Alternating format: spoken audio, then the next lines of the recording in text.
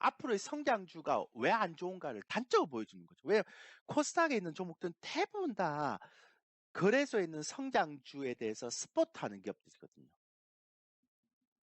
내내 진짜 실적 안 나오고 경기 둔화되고 이러면 가장 치명적으로 맞는 케이스가 이런 케이스죠. 기술적 반등은 나올 수 있죠. 낙폭 과대니까. 근데 쉽지 않을 거예요, 저는.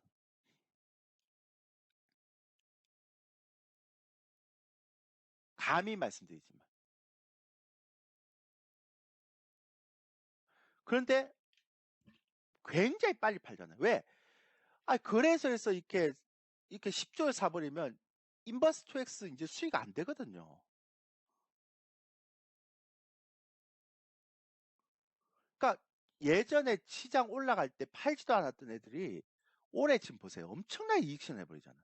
여기서 샀던 거, 여기서 샀던 거 벌써 2달 만에 다 팔아버렸어요. 잘하죠, 금융투자. 저 높은 가격대 샀던 것들을 시장 떨어져갖고 수익 많이 나니까 다 팔아버리잖아요.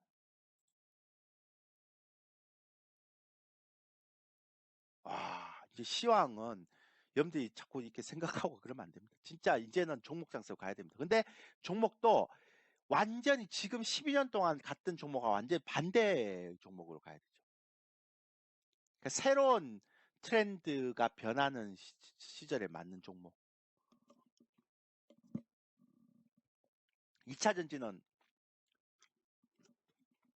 어떻습니까? 당연히 좋죠. 실적이 나는 성장주니까.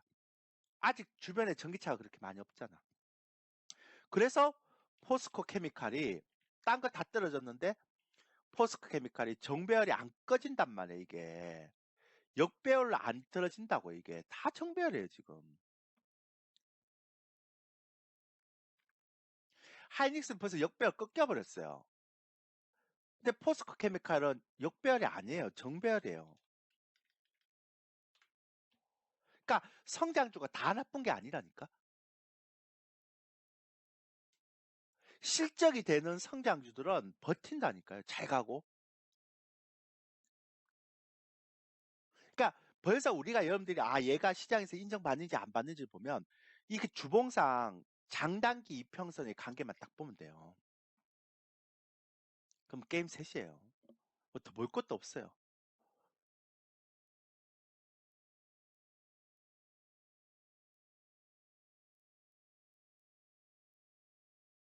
그러니까 종목을 하는 사람들이 굉장히 힘들죠. 어,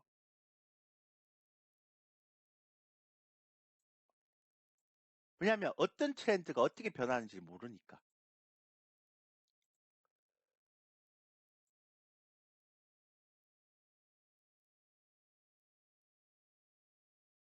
그래서 힘든 거예요.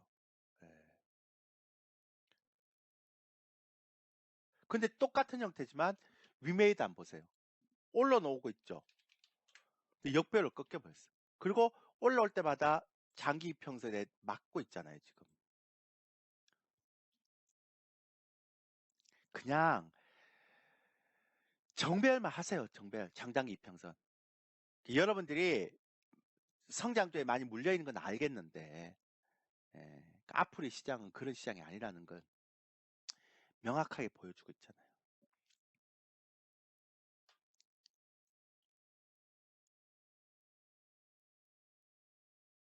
그러니까 제가 계속 말씀드리지만 성장 좀 하세요. 어. 성장 좀 하시는 게 아니라 종목을 바꾸세요. 제가 이렇게 어, 또 이렇게 자꾸 헷갈렸어. 예. 종목을 바꾸세요.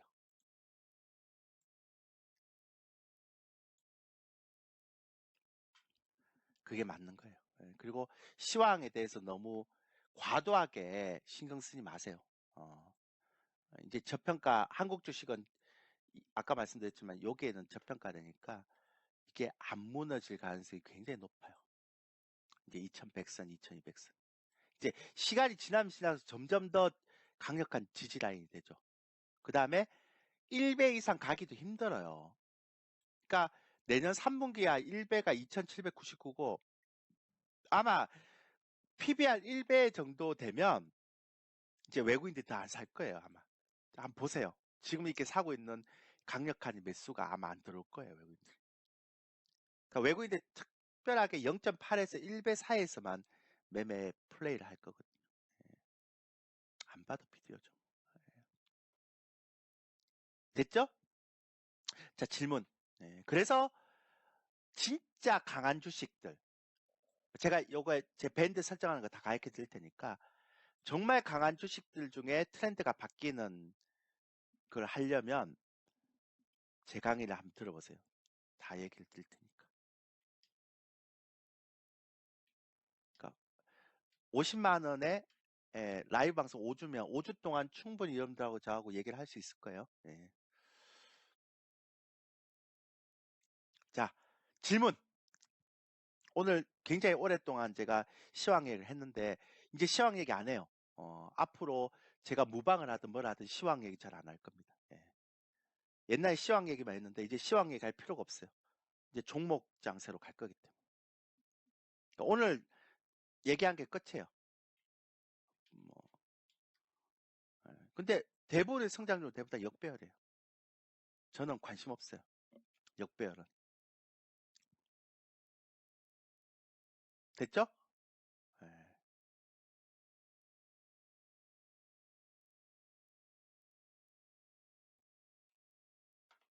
자, 질문 있습니까? 질문 있으면 해보세요. 괜찮으니까. 뭐든.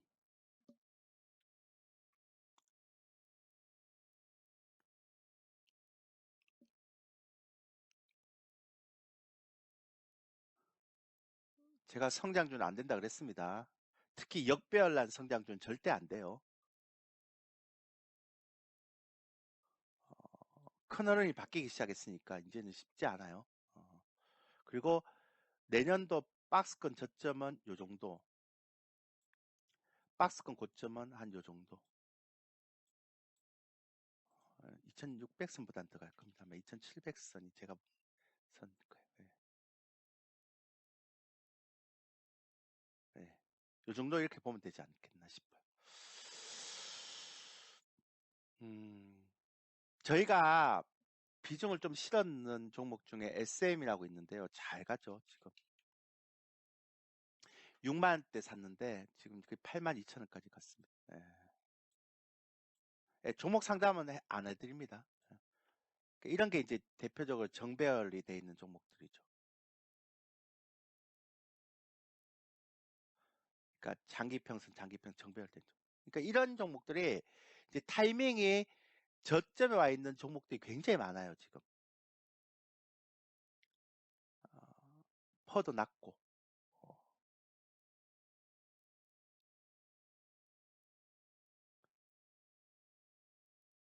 제가 지금 보니까 한 얼마가 생겼나요? 한번 볼까요? 어, 한, 한, 한 24%, 한 30% 정도. 싸게 산 사람은 30%. 예, 그렇죠. 이제 코스닥 상승률이, 예, 아니, 코스닥 상승률이 작다는 것들을 얘기하는 게 아니고요.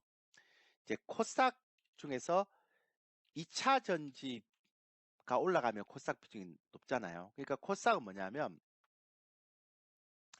그, 어, 그러니까 성장주라도 실적이 되는 성장주 이런 쪽으로 봐야 되고요.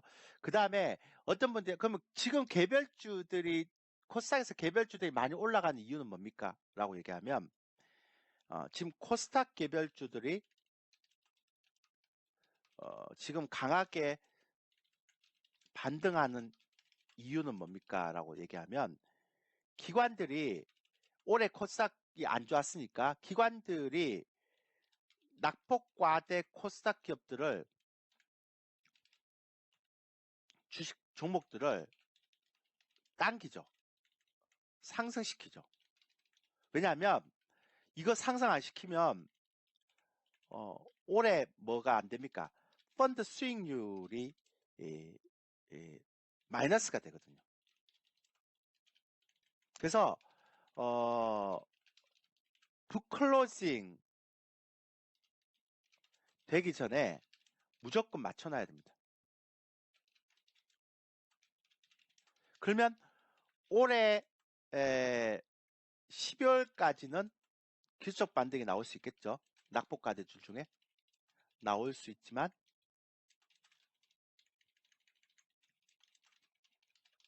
내년에는 힘들겠죠. 내년 1월부터는 이제 북클로징에서 수익률을 맞춰놨으면 그 다음에 내년부터는 더 이상 땡길 이유가 하나도 없잖아요. 그죠? 내년 1월부터는 수익률 관리할 필요가 없죠. 예, 그렇게 보면 됩니다. 예.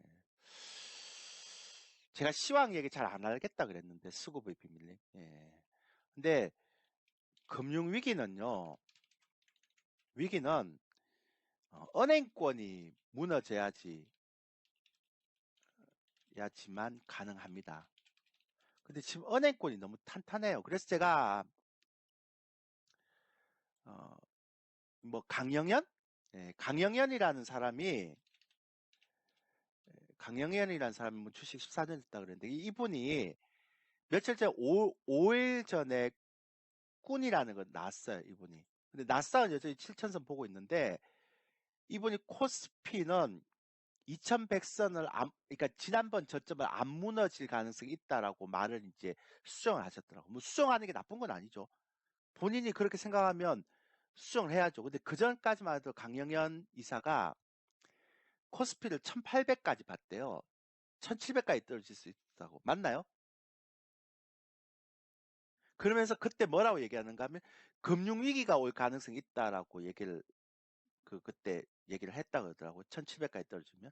그러니까 뭔가 큰 게 하나 터져야지만 이 시장이 끝난다 이렇게 얘기를 했다고 그러더라고요. 근데 며칠 전에 한국경제TV 꾼에서 어, 이 강영현 이사가 2130 안 무너질 수도 있다 이렇게 얘기를 했거든요. 예. 수정을 했습니다. 수정. 한번 보시면 아시겠지만. 그러니까 그 얘기는 뭐냐면 제가 그때 뭐라고 얘기했는가 하면 여러분들이 지금 물어보는 게 수급과 비밀 그때 제 무방을 할 때 혹시 기억나세요? 그때 제가 뭐라고 얘기했는가 하면 강영 이사가 그 얘기할 때 제가 이거 했죠. 그때 제가 얘기했던 거 2600, 2700 10월 달에 얘기하면서 모든 것들이 다 패닉 셀링이 났다. 근데 2022년 9월 30일자로 패닉 셀링이 나올 가능성 노다. 그러니까 2023년에서 2020년까지 모든 사람들이 다 패닉 셀링을 아무도 예상을 못했지만 올해는 다 패닉 셀링이 나올 거라고 예상을 한다. 강영현도 그랬고 이사도 그랬고.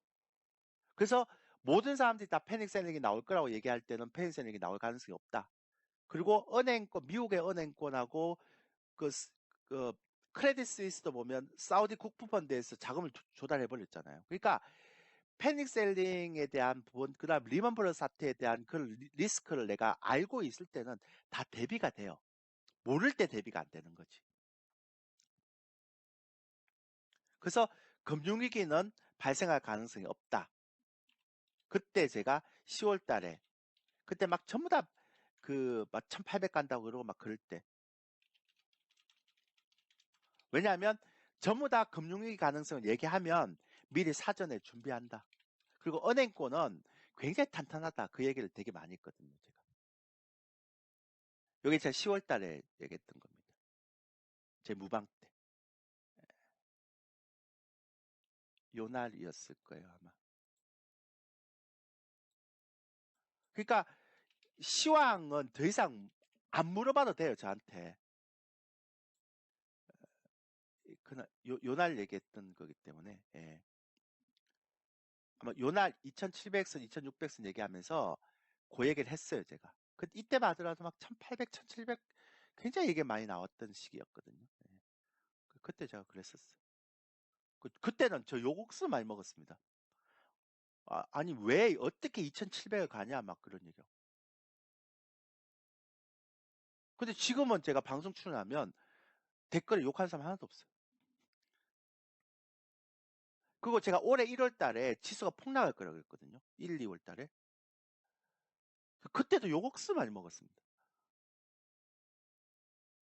그러니까 제가 맨날 얘기하는 건 시장은 선행해서 예측을 해야 되는 거지 후행해서 예측하는 건 누구나 다 할 수 있는 거잖아요. 그 선행해서 예측할 때는 뭔가 수급도 보고 뭐가 보고 이렇게 해야 되는 거거든요. 그래서 저는 이제 내년 예측은 제가 미리 얘기했죠. 시황 신경 쓰는 사람은 시황에 신경을 많이 두는 사람들은 이제 수익률이 작을 수밖에 없다.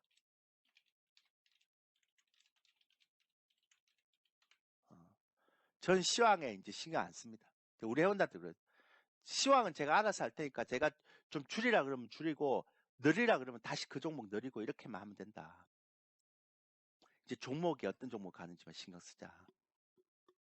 시황 신경 쓰지 말자. 벌써 답이 나왔단 말이에요. 이런 게임에서 그러니까 금융투자에 2X 하는 거 외국인들이 이렇게 하는 거 이런 게 답이 나온 거죠. 그때 전에 코스닥하고 그래서 차별화되는 거 이런 것들 선물 보세요.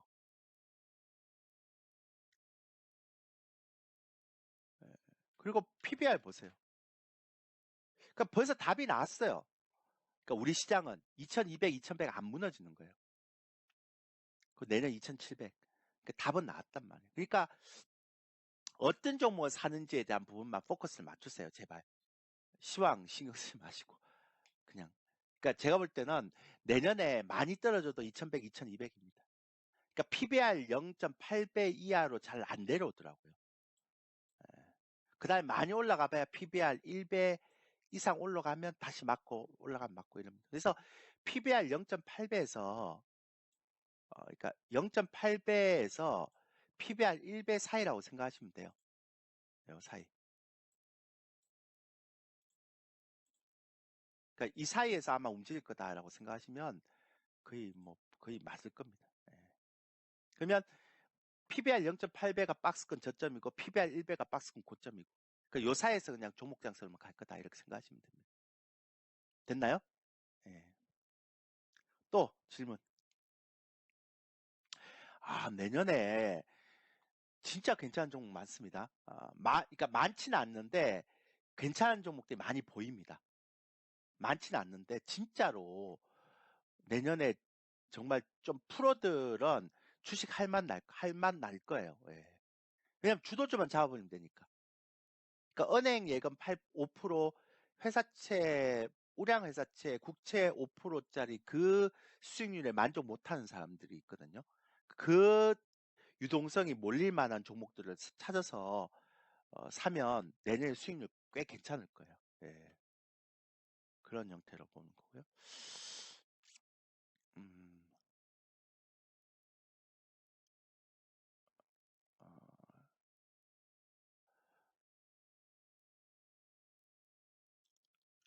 뭐 천매에서 기존 디지털 화폐에 관심 없습니다. 예. 예. 그러니까 디지털 화폐가 관심이 있으려면 기존에 에, 그, 그 유동성 기존 화폐에 대한 부분들에 대한 부작용이 나와야 되는데요. 지금은 기존 화폐에 대한 부작용은커녕 지금 유동성에 대한 부분들이 문제가 되기 때문에 이게 부가적인 화폐의 기능에 대한 부분들까지 시장에서 받아줄지 모르겠어요. 그럴 만한 여유가 없을 거예요, 아마. 제가 볼 때는.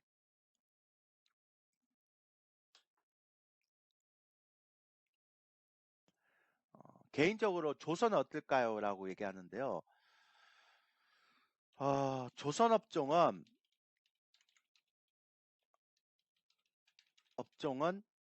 경기에 민감하죠.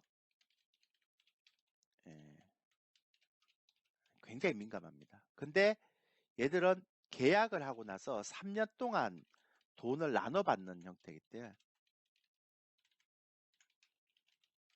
형식이라서 또 어떻게 될지 몰라요. 어, 지금 그 얘기는 버블들은 종이 지폐에 부작용이 있는데 그 버블들을 해소하기 위해서 디지털 화폐로 가기에는 지금 이렇게 글로벌 상황들이 조금 더 부담스럽다는 얘기를 하는 겁니다. 전민과 기종님. 예. 그러니까 지금 경기 침체나 막 이런 것들에 대한 부분들이 더 심각한 건데, 그러니까 어제 옐런 장관도 그런 얘기를 하긴 했지만 그런 거 신경 쓸 만한 여유가 없는 거죠. 지금 주린이들이요, 전부 다 이렇게 삼성전자라든지 성장주에 다 묶여 있더라고요.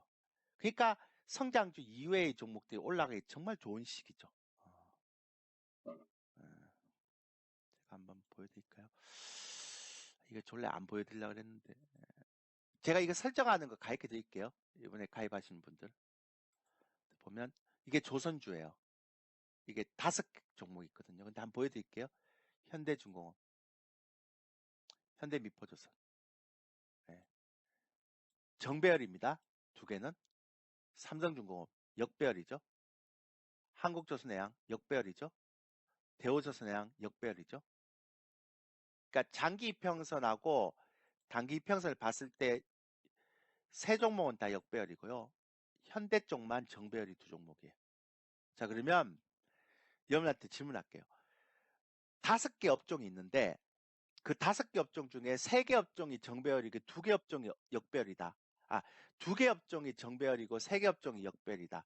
그러면 아무래도 정배열을 사야 되죠. 그래서 현대중공업과 현대미포를 사야 되는데, 전체 업종 중에서 전체 그 업종에 들어가는 5개 업종이 중에서 3개가 역배열이고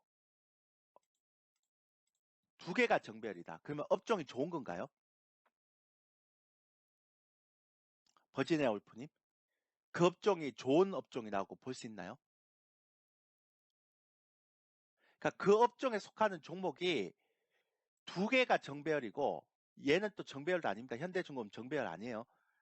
그러니까 거의 하나가 정배열이고 아직 4개가 역배열이에요. 그럼 그게 좋은 업종이라고 볼 수 있나요? 네. 그러니까 조선주는 경기를 많이 탄단 말이에요. 네이버 성장주죠. 그러니까 아까 네이버도 말씀드렸잖아요. 역배열이라고. 4월달 역배열 꺾였습니다. 그러니까 여러분들이 딴 거 필요 없어요. 제가 이거 설정해주는 이거 하나 딱 설정해놓고 여기에 정배열 종목만 공략하면 돼요. 이번에 제가 특강 때 들으면 설정하는 방법 가르쳐 드릴 게 조금 힘들어요. 설정하는 게. 근데 가르쳐 드릴 테니까 어,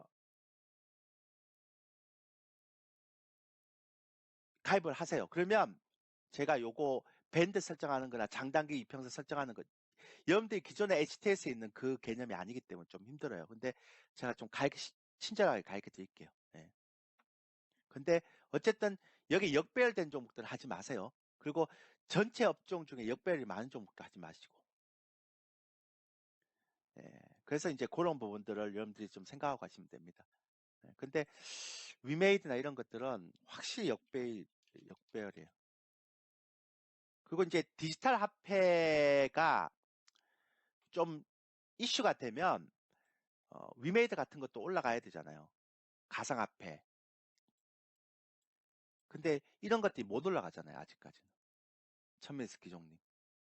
그죠? 그러니까 지금은 그런 형태, 이런 게 다 역배열로 꺾여버렸다는 거는 아직 그게 시장에서 먹힐 수 있는 장이 아니라는 거죠. 그러니까 지금 경기 침체가 오니 안 오니 그 개념이기 때문에 그럴 만한 여유가 없어요, 지금. 예.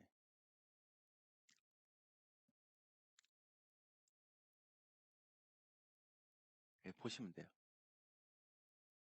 이해되시죠? 그래서 저는 아마 아까도 말씀드렸지만 여러분들이 내년에 올지 안 올지 모르겠지만 하여튼 PBR 0.8배 정도에 오면 0.8에서 0.9배 사이, 그러니까 이 사이에 오면 0.8배에서 0.9배 사이에 오잖아요. 이 사이.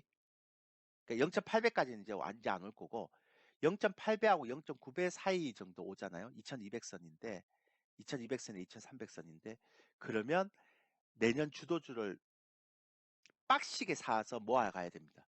예.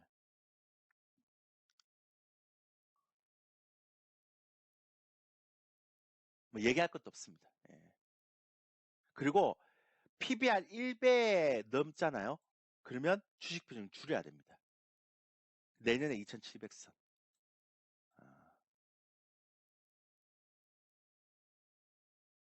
그리고 PBR 0.8배와 0.9배 사이에 들어오면 주식 비중을 늘려야 됩니다.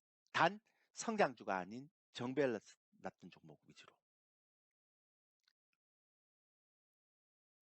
가야 됩니다. 제가 지금 개별주는 얘기를 안 하는데 개별주 같은 건 저희가 지금 개별주는 아니긴 하지만 막 이렇게 막 끼가 있는 종목들은 여러분들한테 공개를 하면 안 되죠. 왜냐하면 그거는 저희 손절 범위를 잡아서 들어갈 거기 때문에 함부로 얘기를 드릴 수가 없죠.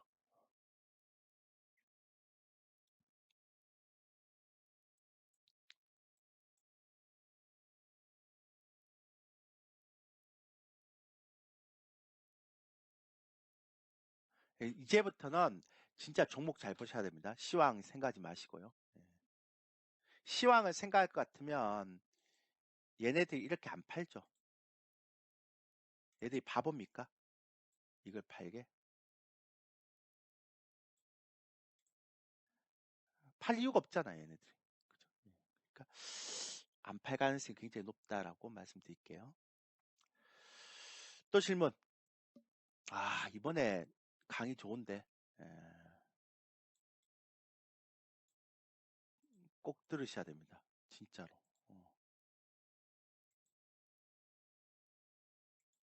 여기 열 종목 제가 공개를 해드릴 건데 그것도 중요하지만 이거 장단기 이평선 밴드 설정하는 거 거래량 설정하는 거 이거 강의가 있어서 그러니까 3강하고 4강이 되게 좋을 거예요. 예. 그리고 여러분들이 가지고 있는 성장주를 버려야 될지 안 버려야 될지도 판단할 수 있으니까.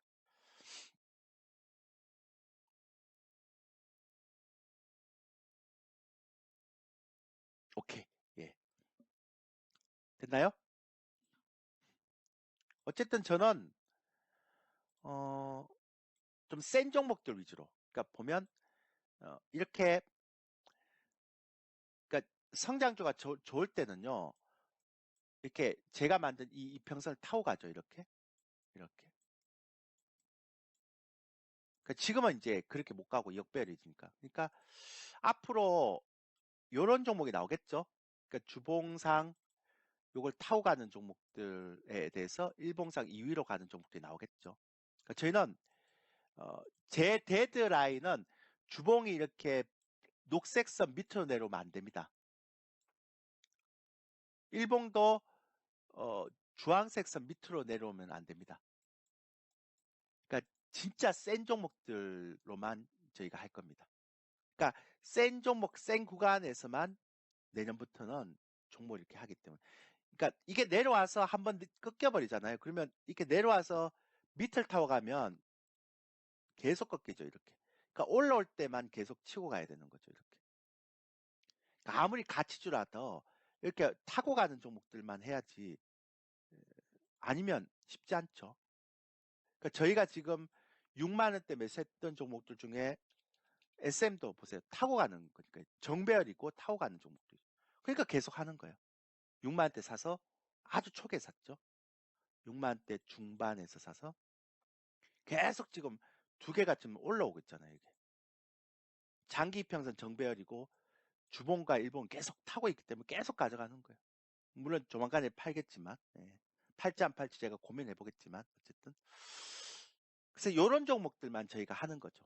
이것도 비중이 좀 많아요. 저희가 많이 실었기 때문에 막 4% 5%짜리가 아니에요. 거의 저희가 지금 보유한 종목들 중에 두 번째로 비중이 많은 종목이에요. 지금 한 20%, 20, 30% 수익 난 것 같아요. 그러니까 어쨌든 제가 하고자 하는 종목들은 이렇게 장기 평선이 정배열인 상태에서 이 주봉 위에서 가고 일봉 위에서 가는 종목들을 합니다. 그 외의 종목들은 저희는 취급 안 합니다. 시장보다 강해야 되니까. 이해되셨죠? 예, 그렇게 하는 거고 성장주는 빨리 올라올 때 역별난 성장 좀 빨리 올라올 때 빨리 바꾸세요. 제가 계속 말씀드리는 거죠.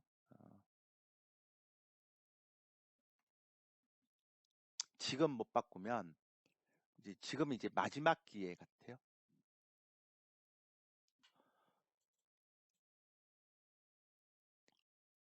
뭐 믿어도 안 믿어도 이제 제가 이 정도 설명했으면 뭐 여러분들 알아서 하시겠죠. 예. 또 질문.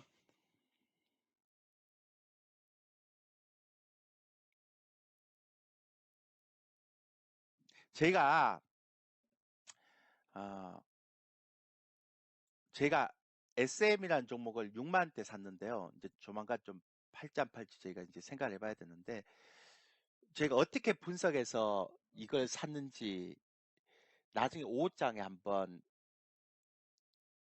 이거 샘플로 해서 한번 보여드릴게요. 예. 그러니까 그냥 차트만 보고 저희가 사는 종목이 아닙니다. 이런 거는. 예.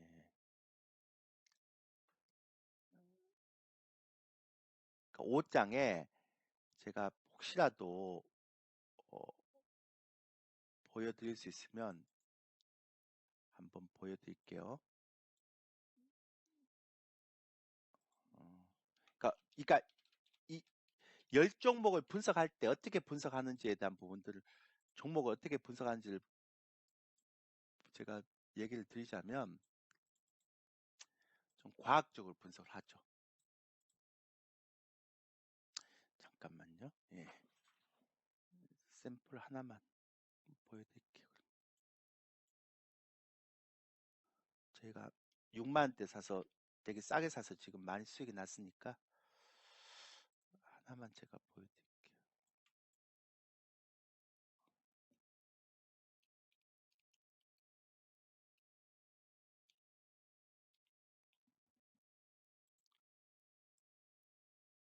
아, 잠깐만요.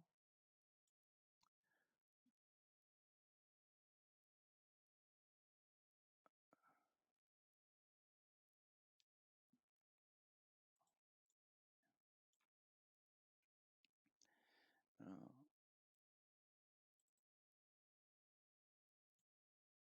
예. 저희가 이 종목을 제가 차트만 분석하는 건 아니고요. 어떻게 분석을 하는가 하면 이렇게 분석을 합니다. 이제는 박스권 고점에 와서 조금 부담스러운 가격대 온 것 같고 근데 어떻게 분석이 들어가는가 하면 이렇게 분석이 들어가죠. 그러니까 그냥 그러니까 차트만 분석하는 그런 이렇게 그냥 날라리가 아니라는 걸 보여드리려고 하는 거죠. 예. 분석 어떻게 했는가 하면 이렇게 하죠. 그러니까 상대적으로 엔터주의 실적 대비해서 펄을 비교한 거예요. 그래서 현재는 가장 싸잖아요. 그죠? 근데 여기다 라이크 기획에 3천억 라이크 기획 계약 종료가 됐기 때문에 300억을 더 포함시키면 1200억이 나와요. 이렇게. 그럼 퍼가 12배로 떨어져요. 근데 어, 같은 엔터 종목 중에서 가장 퍼가 싸요. 그죠? 그리고 영업이익률도 라이크 기획에 대한 부분들이 좀 줄어들면 확 올라오는 거죠. 근데 JYP는 영업이익은 굉장히 많은데 시가총액이 지금 SM보다 훨씬 세요. 그래서 28.64배요. 그럼 우리 탈락. 그리고 매출은 하이브가 제일 좋은데 시가총액 5조예요. 얘는 1조밖에 안 되는데. 그 YG는 원래 영업이익률도 안 나오는 데다가 퍼가 높아요. 그래서 시가총액 작아도 우리는 안 봐요. 그래서 SM만 보는 거예요. 그래서 SM의 수급, 그 다음에 매출액, 영업이익, 영업이익률 이렇게 보는 거죠. 그러니까 SM의 영업이익률을 보면 예전에 엔터주처럼 그렇게 영업이익률이 나오지 않아요. 그러니까 뭔가 엔터주들이 비즈니스 모델에 변화가 있다라고 볼 수 있는 형태의 흐름이죠. 그러니까 이렇게 분석을 해서 저희가 6만 원대 중반에 매수를 하는 거예요. 6만 원대 중반에 매수를 하는 거예요. 이렇게. 그리고 이제 차트를 분석하고. 그러니까 그냥 차트만 가지고 분석하는 게 아니에요.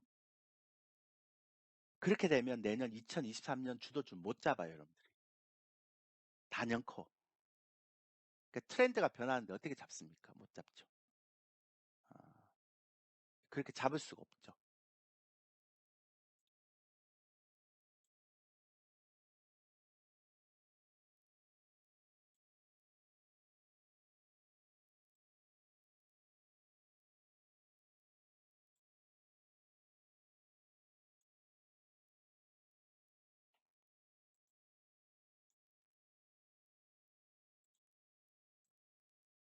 그래서 이제 아까 말씀드린 것처럼 그런 식으로 분석이 들어가면 좀 편할 거예요, 여러분들이. 저는 빨리 성장주를 여러분들이 빨리 버려야 된다고 생각합니다. 특히 역배열 나오는 이런 종목들은 빨리 버려야 된다고 생각합니다. 그러니까 이런 것들을 그 그냥 미련 때문에 가지고 있으면 내년에 손실 나는 것들을 수익으로 돌릴 수도 없고요. 어, 굉장히 좀 힘든 시장이 될 것 같아요. 보이죠? 그러니까 이런 종목들을 잡을 수가 없죠, 여러분들이. 그러니까 정배열이 나서 이게 타고 올라온 종목, 이런 종목들 못 잡는다는 거예요. 그러니까 흘러내리는 종목들 갖고 있으면 안 되는 거죠. 예,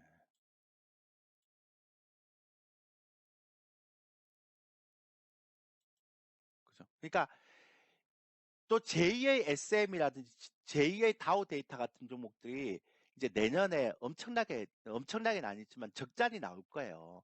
그런 걸 빨리 올해 11월에서 내년 1, 2월 달에 매집을 해놔야 된다고. 어, 보세요. 이런 것도 보면 이렇게 많이 올라갔는데도 퍼가 700밖에 안 되잖아요. 다 저평가, 4배 이랬던 거예요. 4배, 5배. 다 저평가된 종목들이에요, 이런 게. 저퍼주들이었다고요. 다 저퍼주들. 그러니까 저퍼주들이 이렇게 올라간다고요. 고퍼주들은 못 가요, 아예. 그러니까 여러분들이 물려있는 게 저퍼주인지 고퍼주인지를 빨리 파악을 해야 된다고요. 근데 저퍼주 중에서 시가총액 10조 이하짜리 이렇게 스타의 기질 있는 종목들, 이런 종목들을 꼭 봐야 되죠. 근데 이런 종목들이 장기 평생에 골드가 났죠? 그러면서 한 번도 일봉상 이게 안 내려오잖아요. 여기도 보세요. 딱 마지막이 여기잖아요. 그러니까 센 종목들만 가는 장세니까 그래요.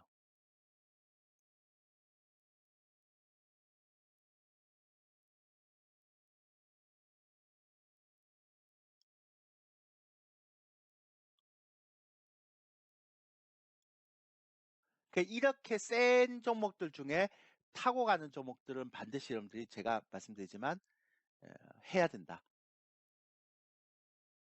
종목을 바꿔야 된다.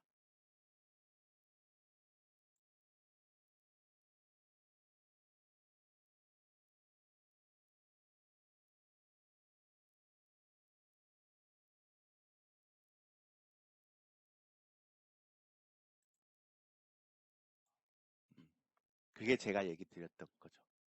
앞으로도 그럴 것 같고. 그러니까 저퍼주예요, 저퍼주. 정답은. 이렇게 올라갔는데 퍼가 지금 700밖에 안 되죠. 그러니까 여기에서는 퍼가 더 쌌겠죠. 어, 벌써 저퍼주들이 예, 벌써 시작된 지가 빠른 종목들은 벌써 2개월 전에 시작됐고요.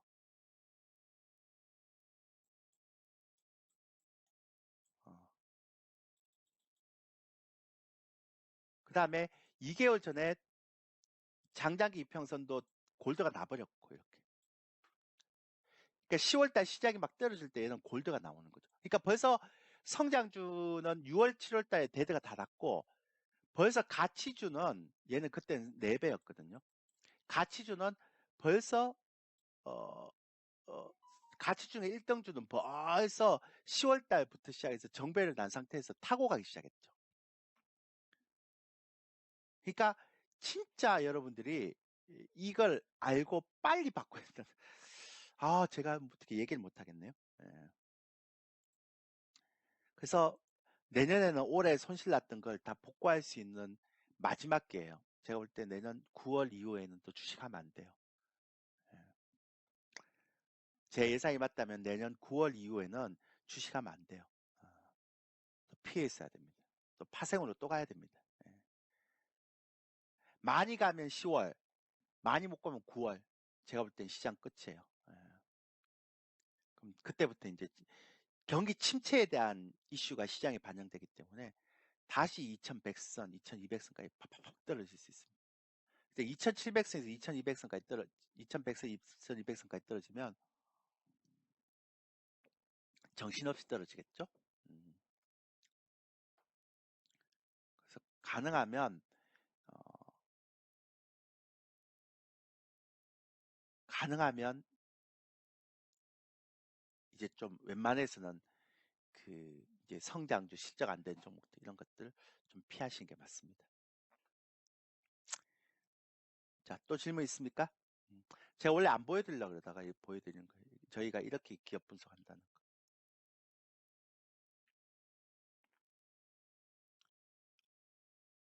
그리고 차트 분석하고 수급 분석도 하고 수급 분석도 2, 3년치를 다 하죠.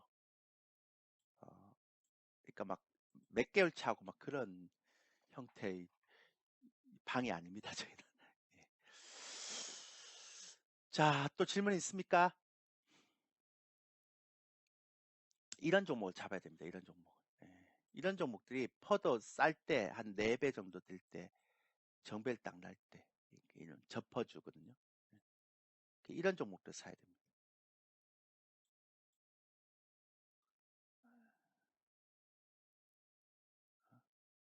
이런 것들을 좀 사야 되고요. 예. 빨리 성장 좀 빨리 교차하세요. 진짜 제가 말씀드리지만, 진짜 걱정스럽네. 예.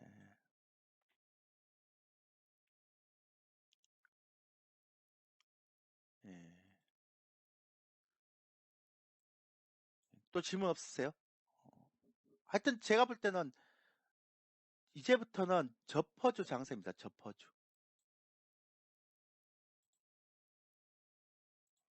예. 저퍼주, 가치주. 이게 세게 올 거예요, 내년에. 예.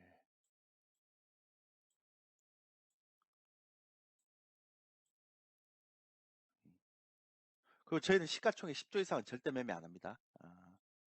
무거워요. 내일 시장도 못 가는데 이런 거 했다가 예, 우리 답 안 나와요. 예.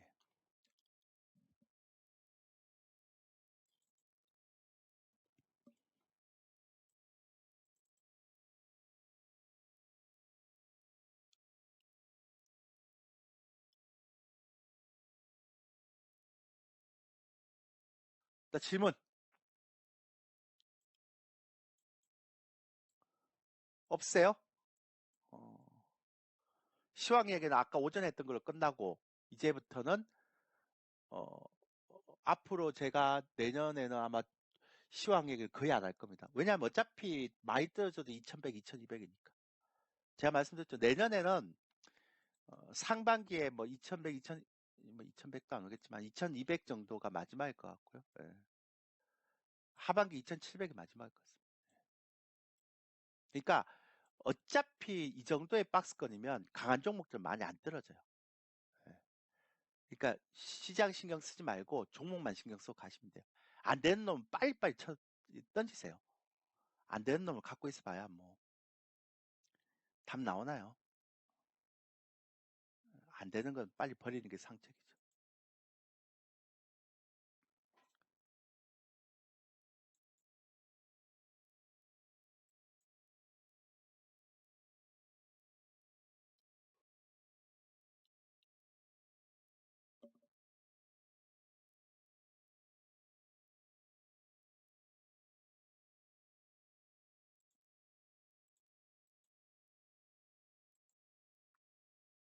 또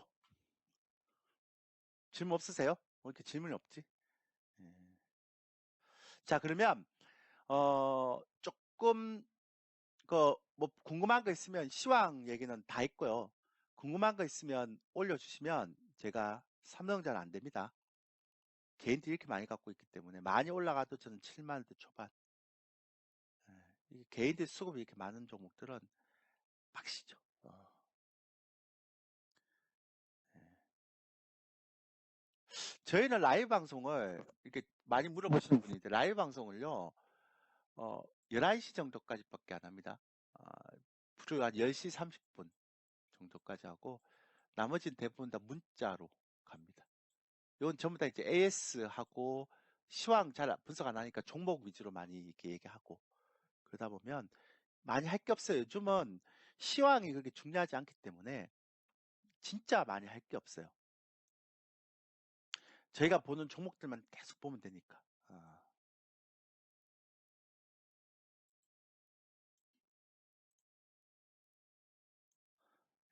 그렇게 하시면 될 것 같습니다. 예. 내년에 아마 어, 잠깐만요. 내년에 제가 시스템을 좀 바꿀 것 같아서 어, 어, 어, 이 그러니까 내년에는 좀 제가 시스템을 좀 바꿀 것 같아서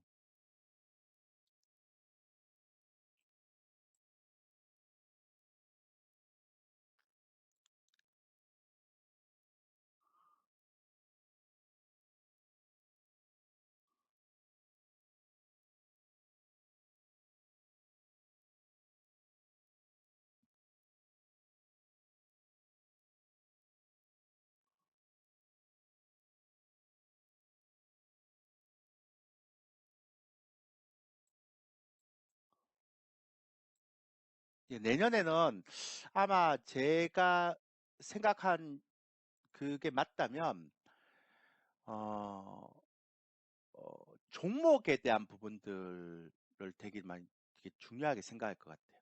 예. 그러니까 시황이 별로 중요하지 않은 시점이기 때문에 저는 내년에는 꽤 좀 많이 바뀔 수 있을 것 같아요. 제가 생각하기에는. 예.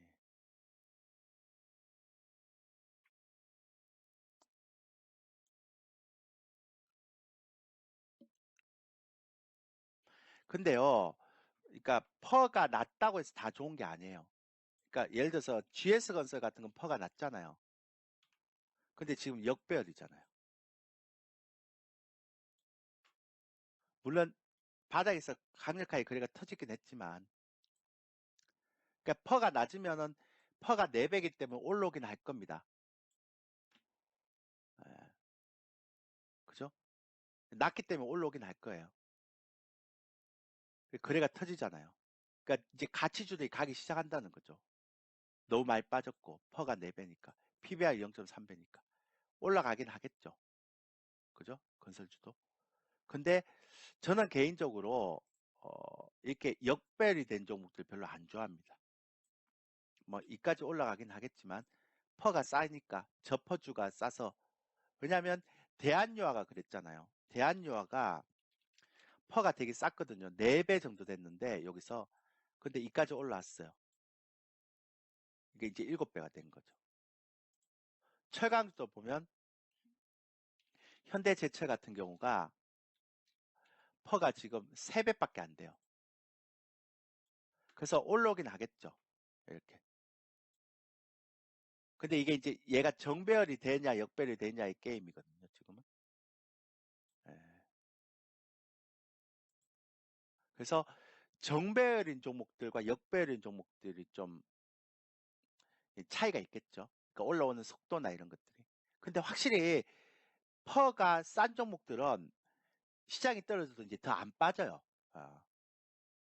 그러니까 근데 퍼만 보는 건 아니고 이게 이 정배열인지 역배열인지 먼저 봐야 되거든요.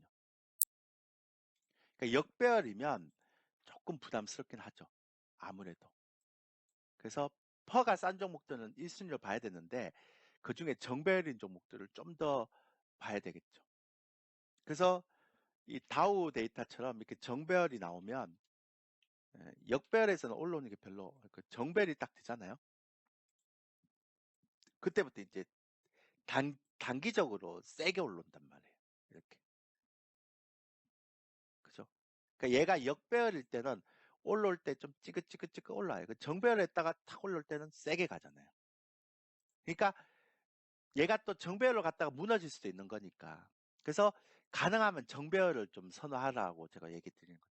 역배열은 이해되세요? 어.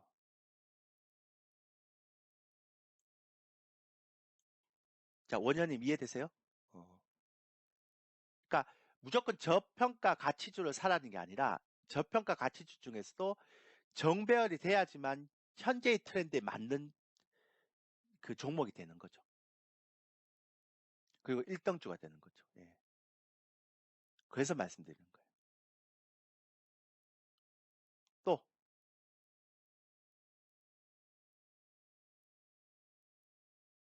그러니까 역배열은 제가 볼 때는 조금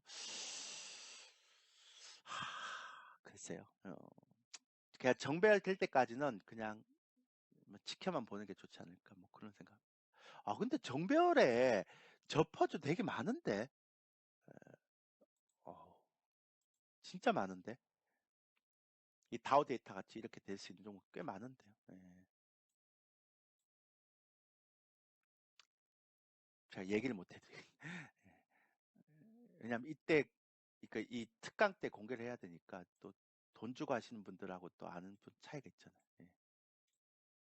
일단 이때는 제가 설정하는 것도 가르쳐 드릴게요. 예. 그리고 분석하는 것도 가르쳐 드리고. 아니, 좀 많이 올라갔죠. 이 정도면 퍼가 이제 이 정도 이제 한 10배 정도 되면 좀 부담스럽지 않을까요? 예.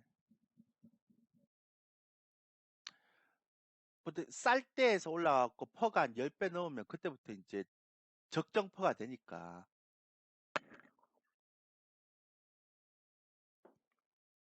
아무래도 여러분들 이걸 좀 아셔야 돼요. 성장주는 멀티플이 있잖아요. 그죠? 그러니까 성장주는 멀티플이 있어서 끝없이 이제 상승을 하죠. 근데 가치주는 가치 저평가주는 이렇게 퍼의 개념이 있기 때문에 이게 어느 정도까지 올라오면 이제 얘의 가치는 충분히 올랐다라고 시장에서 인정을 하면 그때부터 이제 탄력성이 떨어져요. 그래서 내년장은 종목들을 시기에 따라서 이제 바꿔줘야 됩니다. 그러니까 어느 정도 올라가면 매도하고 그 다음에 다른 종목도 또 타고 이렇게 해야 됩니다. 그러니까 성장주가 많이 올라가던 시대처럼 계속 놔두면 막 10배씩 가고 이런 장이 아니거든요. 경기 침체도 있고 이래서. 그래서 가치주는 좀 바꿔줘야 됩니다. 이게 많이 올라가고 이러면. 예. 그러니까 가치주를 성장주처럼 그렇게 생각하시면 안 됩니다. 이해되시죠? 그래서 제가 볼 때는 한 2개월에 한 번씩은 그러니까 2개월이나 3개월에 한 번씩은 바꿔줘야 됩니다.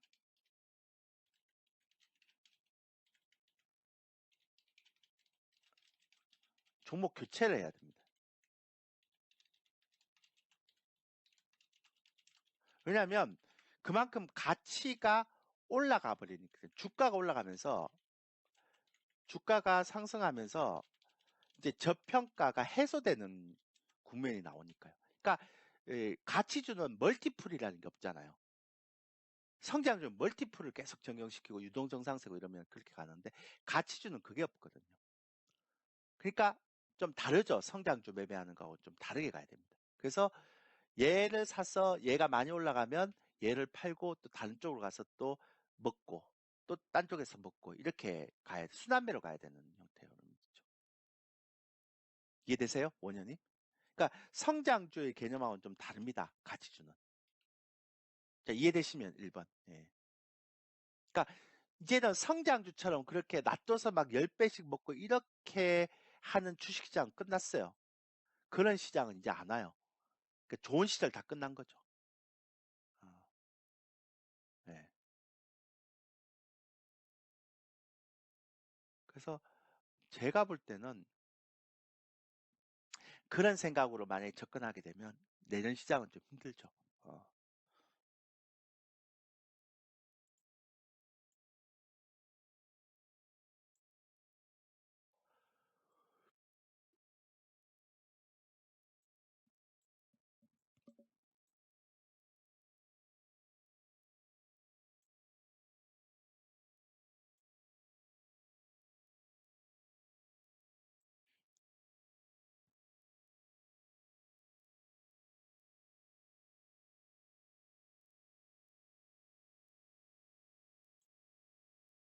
됐나요? 예. 그렇게 접근하시면 좀 편하실 것 같아요. 아, 진짜 내년에 좋은 시장 오는. 그러니까 지수가 좋은 게 아니라 종목이 좋은 시장이 올 것 같아서. 그러니까 제 방송을 듣든 안 듣든 상관없이 성장률 좀 버리셔야 돼요. 퍼는 보통 그러니까 이게 이제 퍼 개념도 조금 좀 달라서요. 현재 퍼가 10배인데 내년에 실적이 좋아져서 좋아지는 종목들은 지금 퍼를 6배로 쳐줄 수도 있다고요. 그러니까 주식이라는 게 현재 퍼로 주가를 전망하는 게 아니라 내년에 퍼를 기준으로 해서 올해 주가를 전망시키는 거잖아요. 근데 올해 실적으로는 퍼가 10배인데 내년에 실적이 좋아지면 현재 주가가 내년 실적을 반영하면 올해 그 주가가 주가 기준 퍼가 10배가 되는 경우가 있어요. 6배가 되는 거. 이런 건 이제 쌓아야 되죠. 그래서 많은 사람들이 가치주라 그러면 현재 주가 대비 주가 플러스 실적 반영 펄을 자꾸 얘기하시는데 이렇게 하면 안 돼요. 이거는 가치 투자할 때 진짜 하면 안 되는 케이스입니다. 예. 그래서 내년 실적을 이렇게 당겨서 반영해서 올해 주가 기준 퍼가 6배면 이러면 이제 한 80% 추가 상승 여력이 있는 거죠.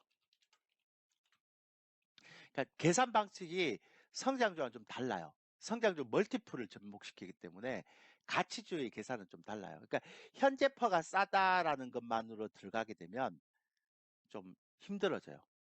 어, 그러니까요. 그래서 개인들이 퍼를 산출하는 게 참 어려운 거예요. 그래서 저 같은 사람들은 아까 제가 SM 얘기했지만 이렇게 분석을 하는 거예요. 그러니까 라이크 기획 이거 하고 매출액, 영업이익률 이렇게 분석해서 내년에 얼마 나올 것이다 이렇게 분석을 잡는 거죠. 현재 퍼로 보면 SM도 19배거든요. 비싸거든요. 예. 그러니까 못 사죠. 현재 퍼만 얘기하면. 왜냐하면 3배, 4배짜리가 수룩한데. 근데 3배, 4배짜리를 만약에 한다고 해서 그게 갈까요? 그러니까 말해서 올해 만약에 퍼가 4배인데 내년에 실적이 급락을 해서 이제 개별주가 많겠죠. 급락을 해서 만약에 내년 실적 기준 올해 주가 기준이 10배면 얘는 더 이상 못 가는 거죠. 그러니까 올해 퍼가 3배, 4배라도 10배가 정상적인 거니까 4배라도 내년 실적이 급락해서 만약에 올해 주가 대비해서 내년 퍼를 계산하면 10배면 얘는 올해 퍼가 3배라도 사면 안 되죠. 자, 이해되시면 3번. 그러니까 지금 올해 주가의 실적을 반영하면 퍼가 4배예요. 그럼 이게 저평가됐다라고 이식을 하면 안 된단 말이에요. 왜냐하면 주가라는 건 내년의 실적을 땡겨와서 반영시키는 거니까.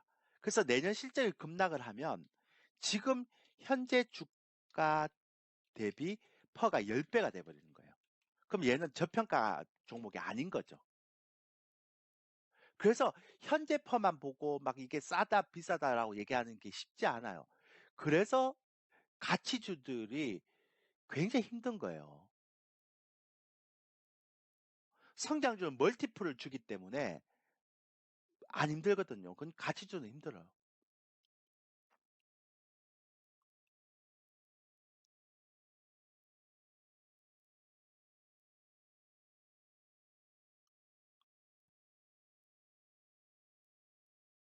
그래서 이런 거예요. 이런 게. 이런 것들을 배워야 된단 말이에요. 이런 것들을 저희가 가르쳐 드리려고 자꾸 이렇게 만드는 거예요. 이런 걸.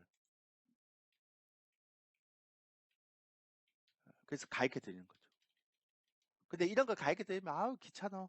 귀찮으면 뭐냐 제가 사라는 것만 사면 되니까. 종목은 제가 발굴해 드릴 테니까 그냥 사라는 가격대만 사시면 돼요. 뭐 이런 것까지 공부할 필요 있습니까?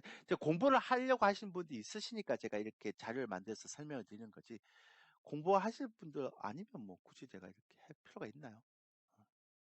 없지 않을까요? 예. 저는 그 의미 없다고 생각합니다. 됐죠? 예. 이거 재밌는데 가치주 평가하면. 그 내년에 올해 손실 났던 거 내년에 다 수익으로 전환시켜야 됩니다. 제가 말씀드리지만 좀 제 말을 여러분들이 믿을지 안 믿을지 모르겠지만 저는 내년 내년에요. 내년에 9월이나 10월까지만 주식을 하세요.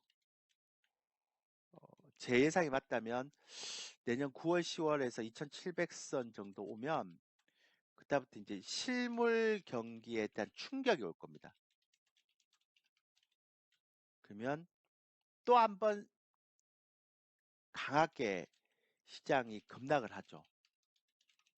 그래서 제가 12월이니까 이제 딱 9개월, 10개월 남았거든요. 그러니까 9개월에서 10개월 동안 여러분들이 수익을 내고 나와야 됩니다. 어, 제 예상이 맞다면. 예. 아마 맞을 겁니다. 예. 제가 계속 수급이나 이런 걸 체크하고 있거든요. 어, 예. 맞을 겁니다.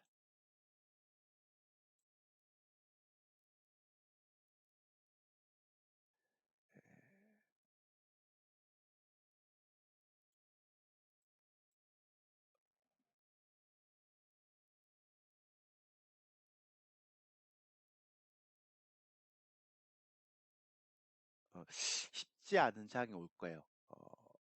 내년 9월, 10월부터는. 그러니까 경기 침체가 실물로 이제 그걸 이제 번지기 시작하면 그때부터는 이제 조금 많이 부담스럽죠. 제가 볼 때는. 예. 네, 많이 부담스러울 겁니다.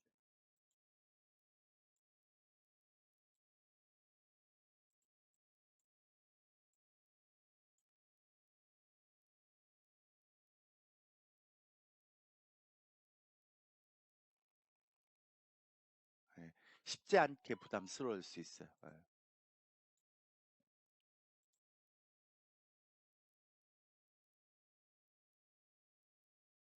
아까 보여드렸지만 이게 실물이 들어오는 지수가 아마 제 예상이 맞다면 예, 보통 한 12개월에서 15개월 정도 나오거든요. 그러면 내년 9월에서 10월 딱 떨어지죠. 예, 똑같은 형태. 예, 그렇게 하시면 됩니다. 됐죠? 예. 음, 저희 현재 저희가 보유한 종목들 중에는 손실난 종목 없습니다. 다 수익입니다. 그러니까 네 종목을 갖고 있는데요. 다 수익입니다. 지금 매수가 대비해서. 저희가 지금 보유한 종목들은 손실난 종목이 없습니다. 예, 지금 다 수익입니다. 네, 저희 유료 회원님도 계시기 때문에 거짓말 못 시키죠. 그 성장주를 하나도 안 갖고 있기 때문에 다 수익입니다. 앞으로도 이제 성장주나 데드 크로스 안 할 거기 때문에. 예. 자, 오늘 11시 40분까지 할 거고요. 점심시간은 이렇게 될 거고. 예.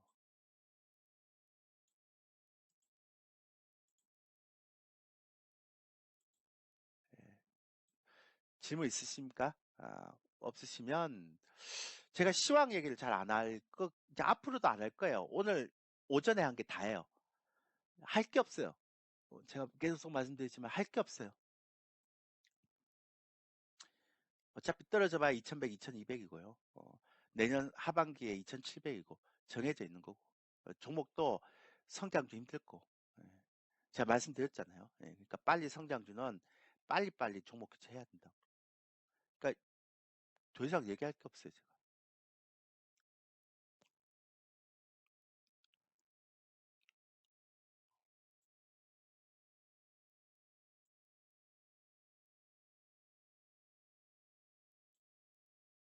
됐죠? 예. 오케이. 질문 없으시죠? 어, 그러면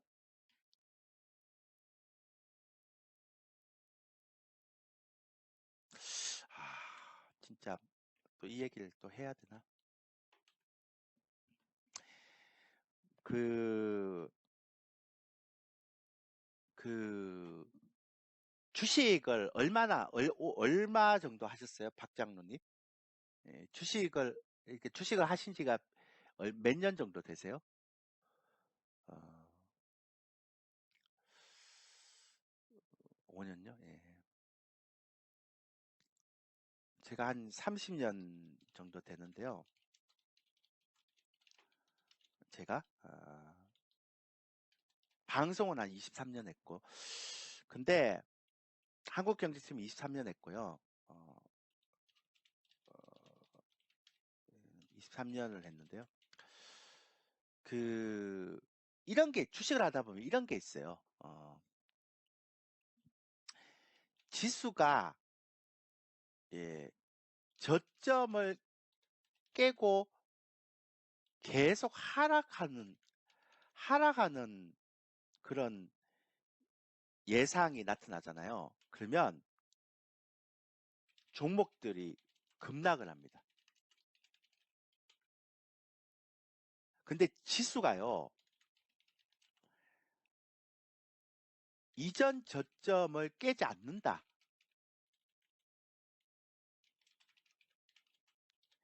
깨지 않는다고 생각하면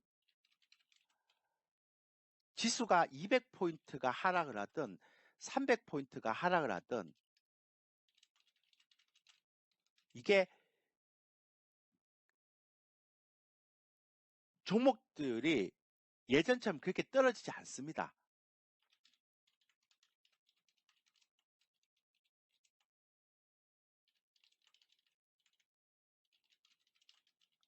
이게 첫 번째고요. 그 두 번째 중요한 건 뭐냐면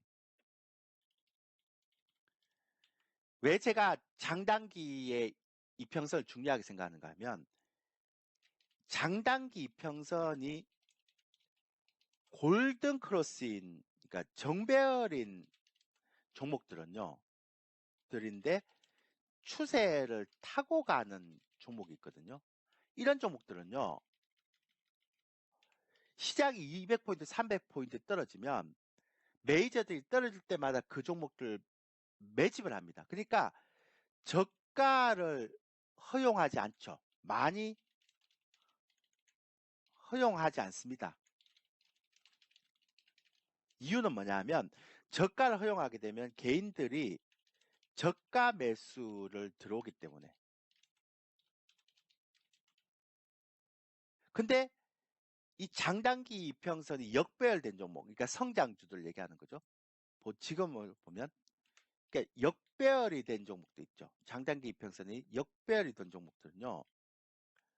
이제 추세가 하락으로 이제 전환된 종목들이죠.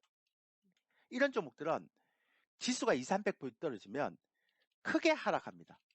왜냐하면 메이저들이 매집을 한 종목들이 아니고 개인들이 많이 보유한 종목이니까. 그럼 개인들은 이 종목들이 올라오면 내가 물량을 틀려고 생각하고 있는데 안 올라오죠. 그래서 고점을 많이 안 줍니다. 개인들 못 틀게 하려고. 그러면 지수가 이전에 저점을 깨지 않는 상태에서 2, 300% 떨어질 때 가장 많이 떨어진 거는 성장주지 가치주는 아니란 말이에요. 그래서 지수가 2100이나 2100이나 2200 떨어지면 종목들이 아작 날 텐데 그 얘기는 지수가 1700, 1800 갈 거라고 생각하는 형태에서는 그렇게 아작이 나는데 지수가 박스권에 묶일 거라고 생각하면 올해처럼 그렇게 아작이 안 납니다. 그게 주식의 굉장히 신비한 마력입니다. 이해되세요? 박장로님?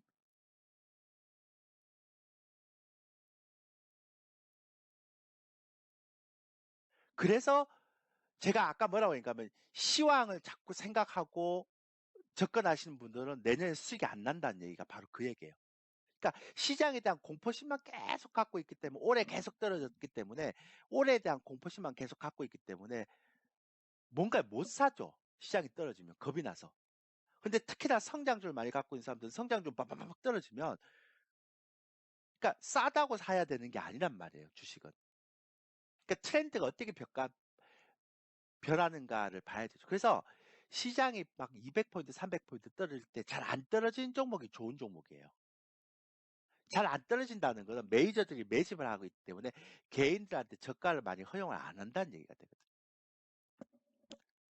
이거는 가장 주식의 가장 기본 중의 기본이거든요. 그렇기 때문에 얘네들이 이렇게 이거를 이익신을 하죠. 만약에 지수가 1800선, 1700선 갈 것 같으면 금융 투자들이 인버스 2X를 이렇게 이익신을 할 이유가 없죠. 그러니까 얘네들이 미쳤다고 이렇게 이익신을 합니까?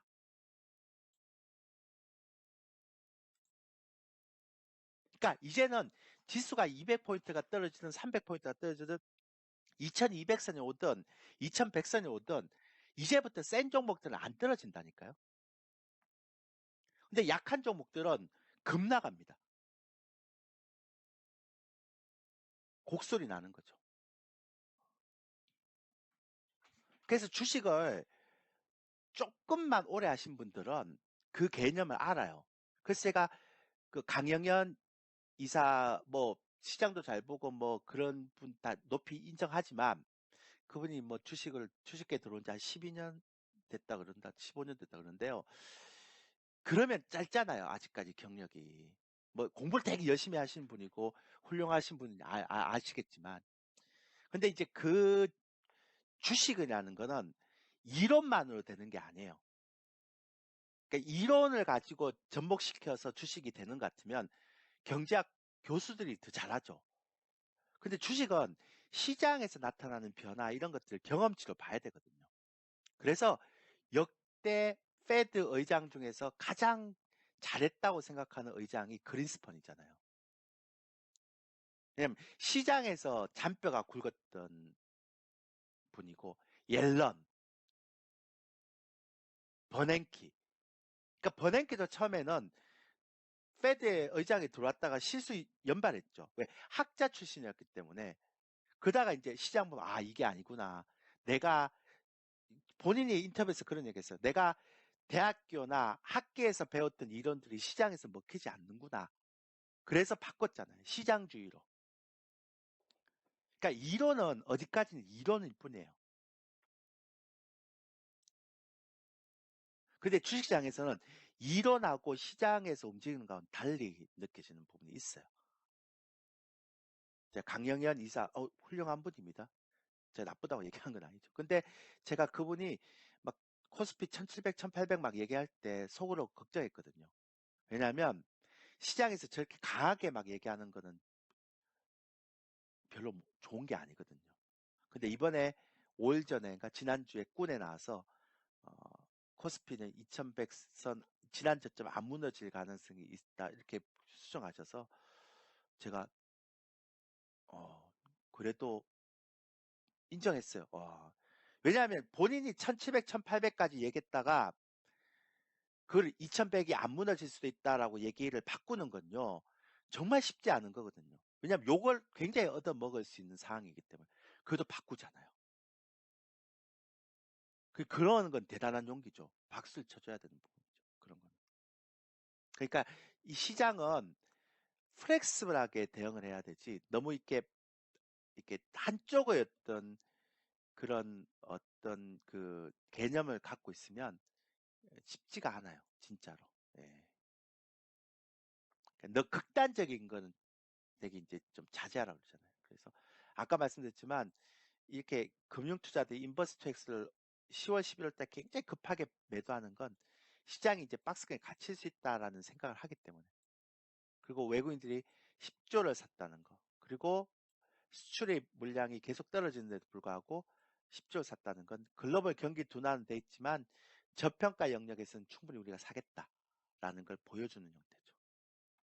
그래서 센 종목들은 시장이 떨어지면 잘 안 떨어질 겁니다. 그렇게 이해하시면 어떨까요? 박장로님. 제 경험에서 얘기하는 제가 한 30년 정도 했거든요. 전, 전 진짜 어린 나이에 시작을 했어요. 주식을. 어, 그리고 방송도 되게 어린 나이에 했어요. 그러니까 제가 방송 출연을 20대 후반에 했나 막 그럴 거예요. 근데 그 당시에는 20대 후반의 보수적이었기 때문에 20대 후반의 경제 TV에 출연하는 사람들 거의 없었거든요. 제가 유일했거든요. 그것도 한국 경제 TV를. 제가 1999년도에 처음 출연했는데, 그러니까 굉장히 빨리 시작했고 굉장히 오래 했죠. 그런 부분이 좀 필요한 부분이 있어서 그랬어요. 그래서 주식은 진짜 경험치는 정말 무시 못하는 것 같아요. 특히 시황 같은 이런 거는. 예. 그래서 말씀드린 겁니다. 됐나요? 예. 저런 질문들은 제가 여러분들한테 강의할 건덕지를 되게 많이 만들어준 질문이잖아요. 저는 좋아요. 예. 저런 질문들이. 예. 그렇죠.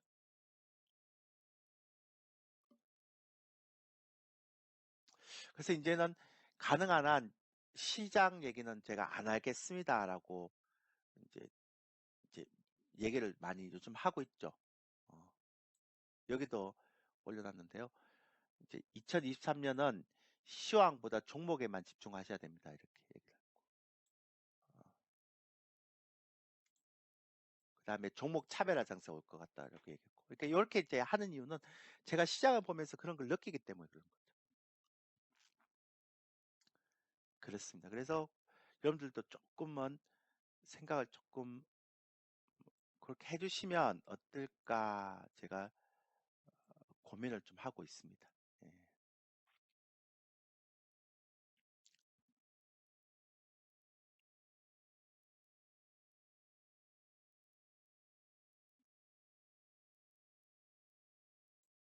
됐나요? 예.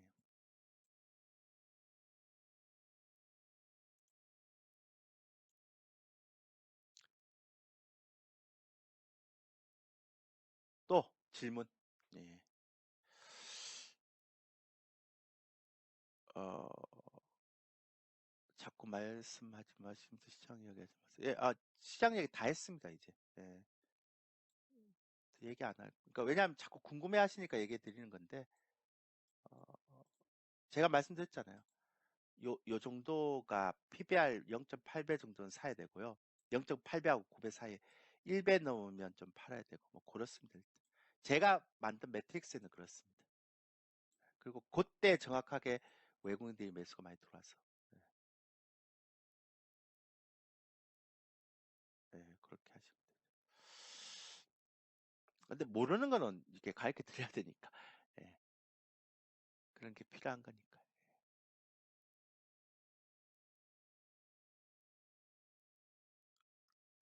그렇게 하시면 되고요. 예. 또 궁금한 거 있으신가요? 예. 하여튼 좋은 종목들을 좀 발굴해야 됩니다. 그래서 아까 말씀드렸지만 다시 한번 정리하자면 어, 좀 주봉이 장기 평선, 단기 평선이 좀 정배열로 전환되는 종목들을 좀 보세요. 어, 이게 가장 기본입니다. 그리고 성장률이 대부분 역배열로 발생한 상태라서 좀 별로 안 좋고요. 그 다음에 얘가 이제 본격적으로 올라가기 시작한 건 제가 설정한 단기 밴드 위에서 놀아야 됩니다. 그러니까 얘가 제가 얘기하는 건 단기 밴드라는 건 요거 녹색선 위로 주봉. 그러니까 정배열도 나고 그 다음에 녹색선 위에도 타고 가고 이렇게. 그리고 그러면서 이제 일봉이 요 위로 이제 타고 가는 종목들이 좀 필요한 거죠. 이렇게만 하시면 좋은 종목 충분히 발굴할 수 있을 거예요. 예, 내년에도. 근데 성장률이 아쉽게도 다 역배열이 돼버려서 그래서 저는 성장률 좀 쉽지 않지 않을까라는 생각을 하고 있습니다. 예.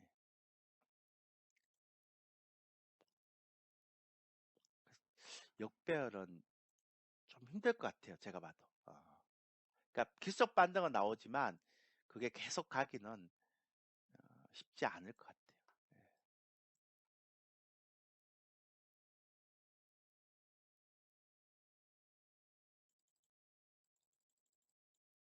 됐죠? 예. 아, 그러면 가입하실 분들은 여기 하시면 되고요. 이번에는 진짜 그냥 50만 버린다 생각하고 가입을 해보세요. 어, 진짜 어떤 종목이 내년에 계속 우상향으로 가는지를 종목만 들으면 돼요. 10종목만 들으면 돼요. 예. 그 종목만 샀다 팔다 하면 되니까. 음. 자, 오늘은 제가 11시 40분까지 오전 방송하고요. 오후 방송은 제가 1시 10분부터 다시 하겠습니다. 오늘 쉬지 않고 방송을 했는데 이제 5분 정도 남았는데요. 마지막으로 질문할 거 있으시면 하시고요. 40분 정도 되면 점심 식사하러 갈 겁니다. 오후에는 종목들을 조금 더 한번 얘기를 해볼까 생각하고 있습니다.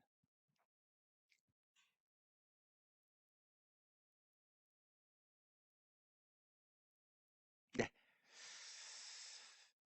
없으시죠? 질문? 음,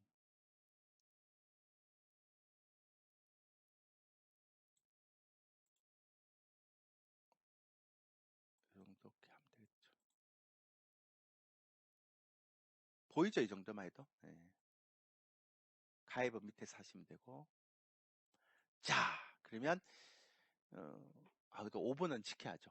40분이라고 했으니까 이거는 주식에서 원칙을 지키는 거와 똑같이 저는 요걸 좀 지키면서 하겠습니다. 어, 주식에도 원칙을 지켜야 되잖아요. 그죠? 그러니까 지키듯이 조금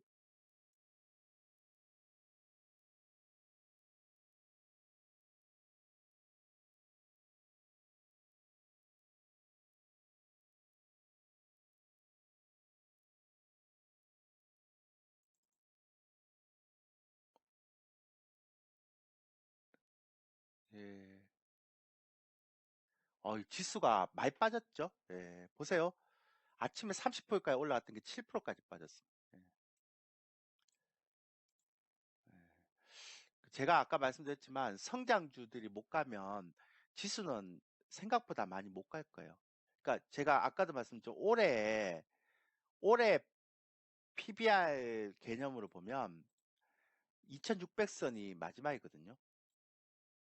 4분기가.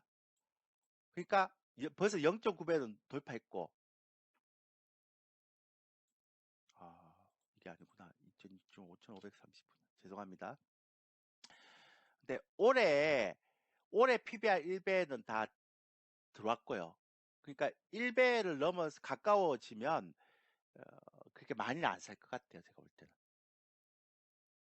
그래서 어, 이게 그러니까 내년에는 2,700까지 올라갈 수 있는데 올해는 2,500선까지 보면 어, 그러니까 거의 다 1배 왔잖아요. 그죠? 예.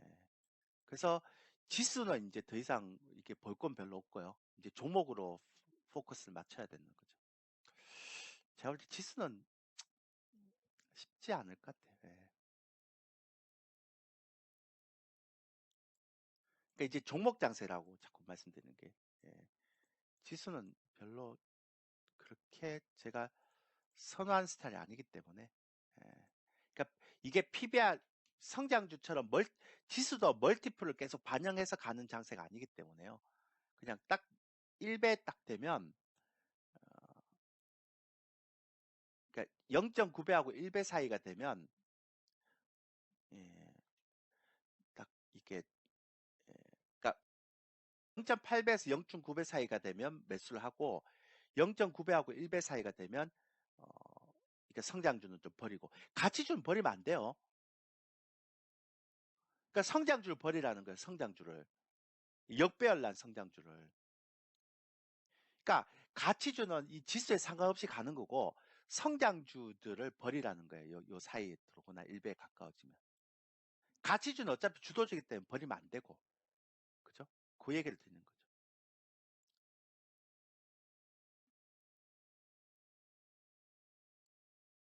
그렇게 들어가시면 된다라고 말씀드리도록 하겠습니다. 예. 자, 그럼 이제 식사하시고 저는 오후에 뵙겠습니다. 오후에 1시 10분부터 오후 방송. 점심시간 점심 잘 드시고요. 다 먹고 살자고 하는 거니까 먹는 거는 우리가 잘 먹읍시다. 예. 자, 고생하셨습니다. 저는 음악 같은 거 안 틀게요. 예. 음악 안 틉니다, 저는. 예. 그냥 나갔다가 다시 들어오든지 그렇게 하세요. 예. 녹화하겠습니다.